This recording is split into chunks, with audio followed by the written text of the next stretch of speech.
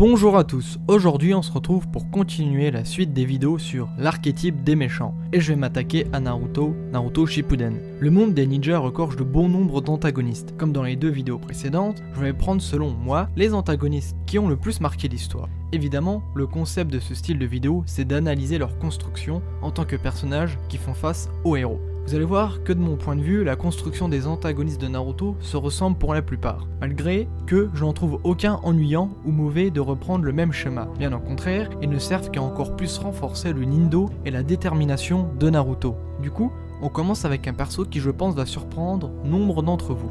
Momoshi Zabuza. Trouvez-moi un vrai premier antagoniste aussi marquant que ce type-là. C'est une dinguerie. Je sais pas si de mon côté j'arriverai à ressentir la même passion devant le premier obstacle du héros dans un autre manga. Je précise vrai, car dans tous les shonen, le premier mec qui s'oppose au héros, il pue du cul. En l'occurrence, le sensei qui veut un rouleau secret là, c'était pas ouf pour un premier vrai antagoniste. Zabuza, déjà, il a eu une enfance terrible, car il grandit sous le règne de Yagura, le 4ème Izukage, qui était manipulé par Obito. On surnomma le village de Kiri, pendant cette période, village du brouillard sanglant. Les méthodes: tu prends 2 élèves et tu les fais combattre à mort. Zabuza lui massacra toute sa promotion. Sur le coup, impossible de retrouver la chose, mais j'ai en tête un Zabuza recroquevillé sur lui après avoir tué tous ses compères. À vous de me confirmer si je ne confonds pas. Par la suite, Zabuza rentra dans les forces spéciales de Kiri et gagna une des épées légendaires du pays. Sur sa route, il croisa un enfant qui le marqua plus qu'il ne pouvait le penser. A priori, il le recruta pour sa puissance, désirant d'en faire son arme. Selon moi, Zabuza eut surtout de la compassion pour Aku, qui lui rappela par sa détresse lui-même il y a quelques années. Il se fit ensuite bannir du village en ayant tenté un coup d'état, travailla comme mercenaire pour gagner de l'argent et reprendre son objectif de changer Kiri. Arriva ensuite sa rencontre avec Naruto, qui lui fit comprendre son amour pour Aku. Bon alors, j'ai pris le temps de raconter un peu plus en détail son histoire, car je ne suis pas sûr que tout le monde lui porte le même respect que le mien et s'en souvienne.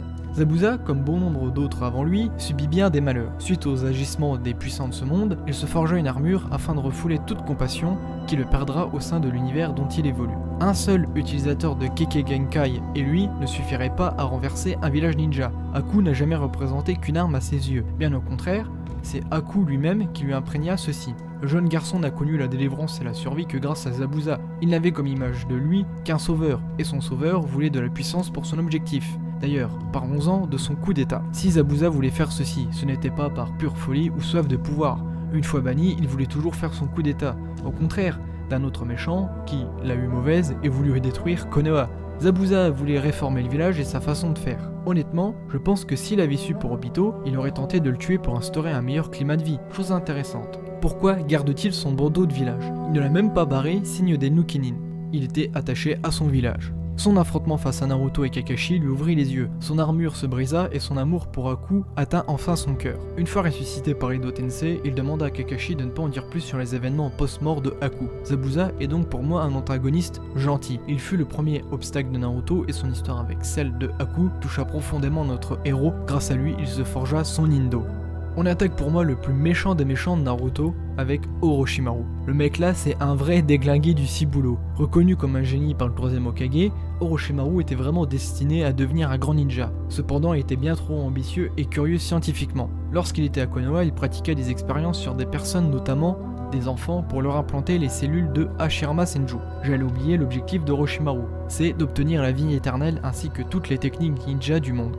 Il aurait pu devenir Hokage et en avait l'étoffe, je pense. Mais heureusement, Hiruzen prit conscience de sa folie et réussit à faire rejeter sa candidature soutenue par l'autre cinglé de Danzo. Comme je l'avais déjà dit, Orochimaru c'est un rageux de première. Une fois banni, il fonda un village et se créa une armée de marques maudites, grâce à Jugo. Il implanta son pouvoir dans ses subordonnés. Tout ça dans l'unique but de détruire Konoha. Orochimaru c'est le méchant, le vilain pur. On le suit par crainte mais aussi par adoration. À part son bras droit Kabuto, les autres ne sont bons qu'à mourir pour lui. Grâce à sa technique de changement de corps et sa véritable apparence de serpent blanc, il est presque increvable. De tout l'univers Naruto, il reste pour moi le plus sombre des antagonistes. Il avait tout pour lui, un sensei, des camarades, une maison, mais non, sa soif de pouvoir est bien trop grande. Le mec est méchant par nature, et on ne peut lui trouver aucune circonstance atténuante. C'est un peu le Freezer de Naruto, seul son pouvoir compte. Pain Nagato, orphelin de guerre, tentative d'unifier son pays avec ses 2 amis, pour par la suite sombrer dans la haine. Voici l'histoire de Nagato Uzumaki. Nagato, c'est très clairement Naruto de la génération d'avant. Il est la première personne à inspirer Jiraiya pour son roman, Uzumaki, enfant de la prophétie par Sharingan, même si on connaît l'origine, etc. Sauf que lui a sombré dans la haine et la manipulation de Obito. Lors de la mort de Yahiko, c'est à ce moment-là qu'il comprit ce qu'il appelle le cycle de la haine. Sous la directive de Obito, il reforgea le concept de l'Akatsuki pour adhérer au plan que prévoyait Obito. Car au départ, Nagato, Yahiko et Conan voulaient juste la paix pour le pays de la pluie, mais arriva le moment de se confronter à la mort d'un proche. Et contrairement à Naruto avec la disparition de Jiraiya, il n'avait pas forcément autant de soutien autour de lui et un entourage qui le tire vers le haut. Nagato succomba à l'idéal d'Obito. Si même son maître Jiraiya échoua, lui qui espérait tant une paix pour les hommes, alors de simples discours ne suffiront pas à créer un monde de paix.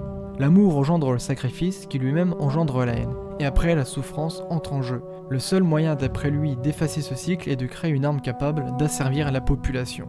Je vous invite d'ailleurs à relire le passage entre Pain et Naruto sur leur motivation. On a là une belle confrontation idéologique. Naruto devra ainsi rester fidèle à son Indo. D'autant plus que Naruto réussit là où Nagato échoua, c'est-à-dire pardonner la mort d'un être cher. Là où Nagato faillit et le plongea dans sa désillusion. Néanmoins, Nagato réussit au seuil de sa mort à comprendre pourquoi Jiraiya avait tant foi en la paix. Il attendait un homme, Naruto. Une fois en paix avec lui-même, il rejoindra le droit chemin en réparant ses erreurs. Obito Uchiwa. Un homme qui abandonna tous ses rêves en réalisant qu'il vivait en enfer. Obito, c'est un peu le mec faible qui ne cherche pas à défendre ce à quoi il croyait. Guidé par Madara lui-même, il se crut comme son digne successeur qui pourra apporter la paix au monde avec le plan Œil de Lune. Obito avait les moyens de ramener à la vie Rin, la fille qu'il aime. Mais pour lui, même s'il vivait entouré de tout ce qu'il pouvait chérir, rien ne lui apportera la paix.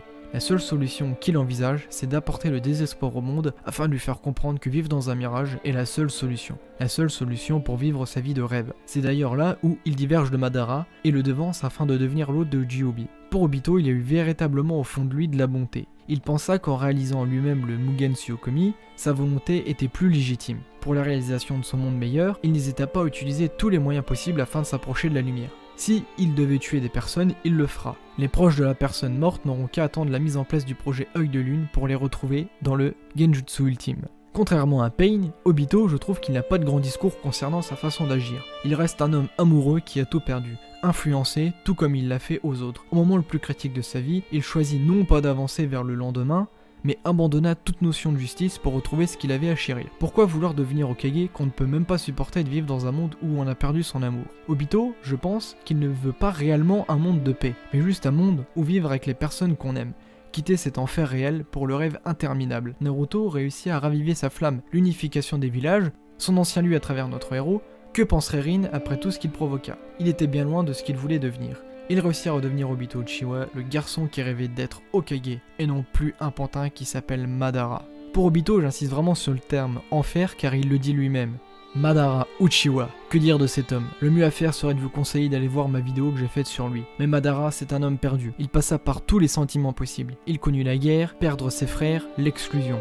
Madara est un homme bon. Il aimait son clan. Pour la survie des Uchiwa et l'amitié qu'il portait envers Hashirama, avec celui-ci, ils fondèrent Konoha. À ce moment-là, Madara rangea son armure de guerre pour protéger son village. Néanmoins, désireux de toujours être là pour son clan, Madara a voulu porter leur voix. Malgré qu'ils soient inconscients que si un jour il deviendra Hokage, le village ne l'acceptera pas. Son idéal de jeunesse prit donc fin. Madara se retourna alors vers sa véritable famille, les Uchiwa. Mais eux aussi lui tournèrent le dos. Imaginez-vous la détresse de cet homme actuellement. Au pire moment de sa vie, il lit la stèle des Uchiwa et découvrit le Mugen Tsuyokomi. La voilà la solution pour lui. Ce monde futile ne connaîtra jamais la paix. Même en tendant la main, personne ne l'accepta. Avec cette mentalité, le perpétuel combat continuera. Plonger le monde dans une illusion, voilà la solution. Madara et toutes les personnes influencées par sa volonté sont des individus animés par la paix. Cependant, la confiance qu'on doit accorder à autrui pour y arriver, elle n'existe plus. Ce sont des hommes qui ont choisi un chemin sombre pour accorder une lumière infinie. L'archétype du méchant par Kishimoto pour Naruto consiste à lui trouver une excuse de pourquoi il est méchant. L'antagoniste partage en soi le même désir que le héros, la paix. Naruto a pour rôle de ramener sur le droit chemin ceux qui ont perdu foi en l'humanité, sous prétexte que des erreurs ont été commises. Ils sont tous chacun complémentaires pour l'histoire. Les uns devront mettre à l'épreuve l'autre sur ses convictions, l'autre devra les affirmer pour apaiser les uns. Voilà, on arrive sur la fin. Donnez-moi votre avis sur la vidéo, sans oublier votre avis sur les méchants que j'ai présentés, ainsi que sur d'autres qui vous ont marqué dans Naruto mais que je n'ai peut-être pas évoqué. Sur ce, je vous dis à la prochaine.